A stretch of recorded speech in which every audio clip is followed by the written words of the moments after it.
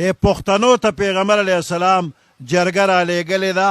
8 صحابه کرام پیغمبر علیه السلام پښتنو ته رالیږلي او د دغې جرګې مشر دی خالد ابن عبدالله رضی الله تعالی عنه.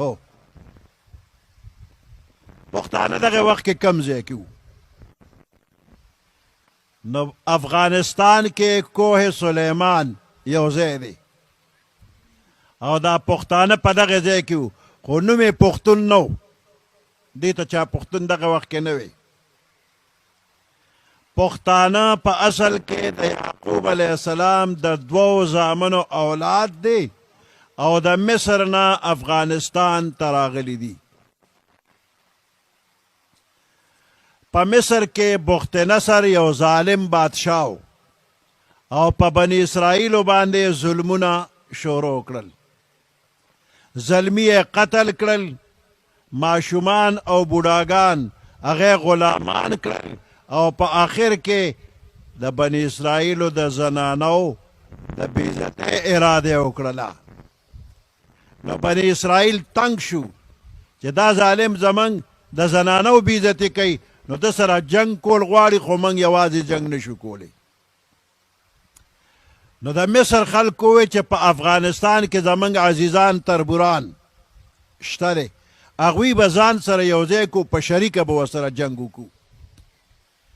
نو د مصر بني اسرائیل افغانستان ته رالل او د خپلو عزیزانو ته وجړل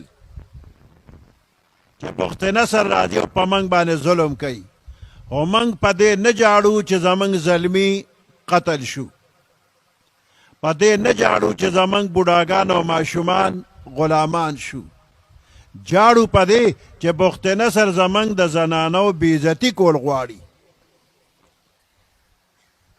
چې د افغانستان د بني اسرائیلو دا خبره واورېدله، نو دوی آه و فغان وکړه، وی جړل او چغې کړل. نو د هغې آه و فغان نه وروسته د دوی نوم شو افغان. افغان نوم پې د هغه لګېده. او بیا دا پښتانه د افغانستان نه لاړل مصر ته، بخت نصر یې قتل که، بیت المقدس یې ته آزاد که. او بیا چې کله د پیغمبر علیه السلام جرګه افغانانو ته راله، نو دې افغانانو د پیغمبر علیه السلام د جرګې ښه قدر عزت وکړو او خبرې ښه په ادب باندې واورېدې. او آخر کې د پښتنو ورته وی چې کوم مشر رالیږلی نو هغې مشر سره به ملاقات کوو، د هغې نه پس به بیا فیصله کوو. صحابه کرام ورته ډېره ښه ده موږ سره لاړ شئ.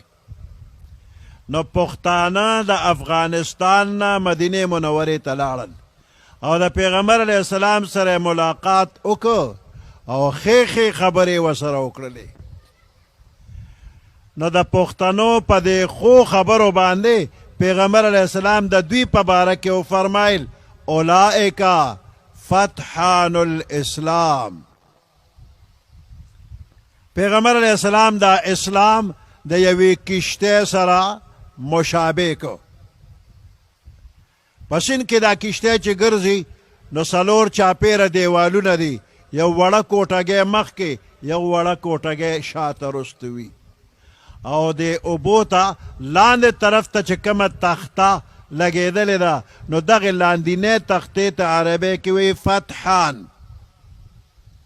نو پیغمبر علیه السلام اسلام د کشتۍ سره مشابه که، او دا پښتانه د اسلامي کشتۍ هغه لاندې تخته ده، پشتي به ورته ووایو. یعنې دا پښتانه دومره ښه خلک دي چې دوی د اسلام ملګرتیا کوي، نو دوی ته فتحان الاسلام ووایي. اوس د مدینې منورې نه چې دا پښتانه واپس راتلل افغانستان ته، نو دا فتحان لفظ په لاره اوړېده راوړېده، ترمیم پکې کېده.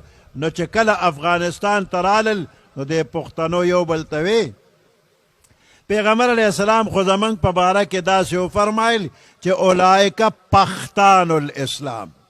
د فتحان په ځای وی پختان الاسلام.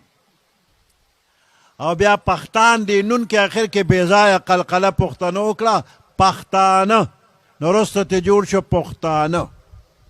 نو دا لفظ د پښتون یا د پښتانه دا د فتحان نه جوړ شو.